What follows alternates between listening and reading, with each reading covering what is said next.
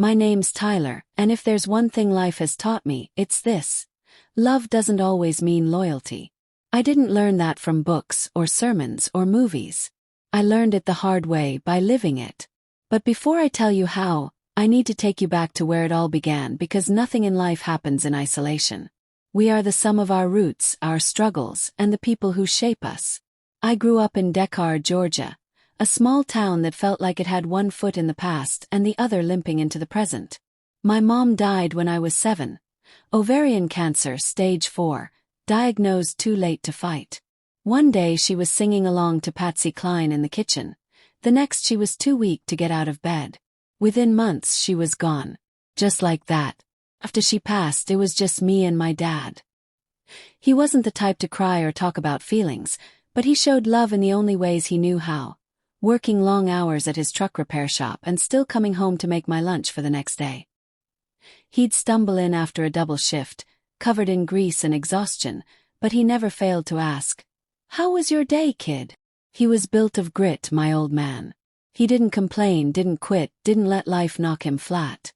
And whether I knew it or not, I learned from him. Learned that when life strips you down, you roll up your sleeves and keep moving. As for me, I wasn't the loud kid in school. I wasn't the quarterback or the class clown. I was the kid who sat in the back, did his work, and didn't cause trouble.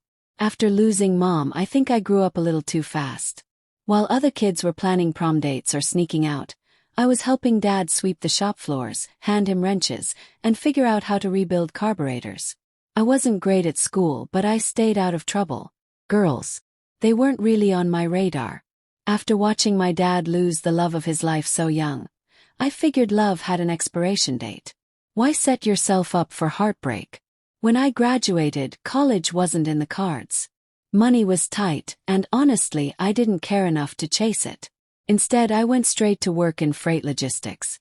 Not glamorous, not flashy, but it was a steady climb. I started on the phones, taking every terrible shift no one else wanted. Holidays, nights, you name it. I told myself if I can outwork everyone else, maybe I'll build something. And slowly I did. By the time I hit 30, I was an operations manager at a brokerage in Atlanta. Decent paycheck, steady career. For the first time I wasn't scraping by. I even moved out of the cramped one-bedroom I'd been renting since I was 20. Life was steady, predictable, but deep down maybe a little too quiet. That's when everything started to change. One night, our firm hosted this regional logistics conference downtown. If you've ever been to one, you know the deal: corporate fluff, boring speeches, free coffee that tastes like cardboard. I planned to skip the after-party, but a few co-workers dragged me along to a bar near Centennial Park. Figured fine. One beer, then I'm out. And that's when I saw her. Natalie. She was sitting at the bar with a laptop open, a glass of bourbon in front of her. No makeup, just a navy blazer, dark jeans, and boots that said she didn't take nonsense from anyone. She looked like someone who knew exactly who she was, and didn't care if the world approved. One of my guys from work made a dumb joke about consultants always drinking alone. Instead of brushing him off, Natalie smiled, closed her laptop, and joined us like she'd known us for years. She laughed easily, asked questions, kept the conversation going. I didn't think I had a chance with her. Women like her didn't usually notice guys like me. But somehow she kept showing up. She'd swing by the office with coffee, send me random memes in the middle of the day, or just check in with a quick text. Not pushy, not overbearing, just present. First it felt strange. Foreign. I wasn't used to someone showing up for me. But slowly I started looking forward to it. And before I realized it, I was smiling at my phone like a fool whenever her name popped up. We didn't dive headfirst into romance. It started small. Burgers after work, weekend hikes at Sweetwater Creek, movie nights at her midtown condo. She had this tiny sectional couch, and we'd always end up tangled in the same blanket, half asleep before the movie even finished. She liked whiskey but hated olives. She loved hiking but always complained about bugs. She worked long hours in IT consulting, traveling constantly, but always made time for me.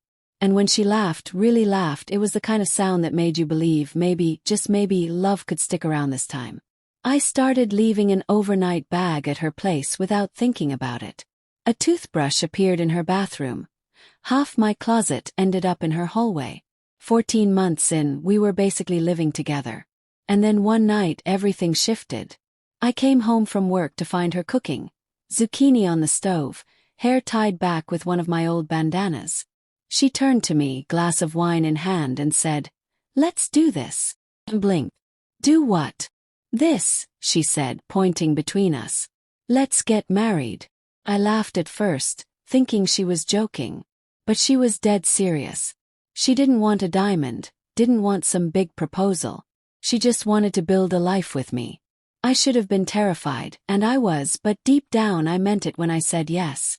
For the first time I thought maybe I'd found someone who saw me for who I was, not what I had. The next day I drove down to my dad's shop. We were eating leftover barbecue off foil on the workbench when I told him. He set down his fork, looked me dead in the eye, and for the first time in years I saw his eyes water. "You're the last of our line," he said quietly. "She better be worth it."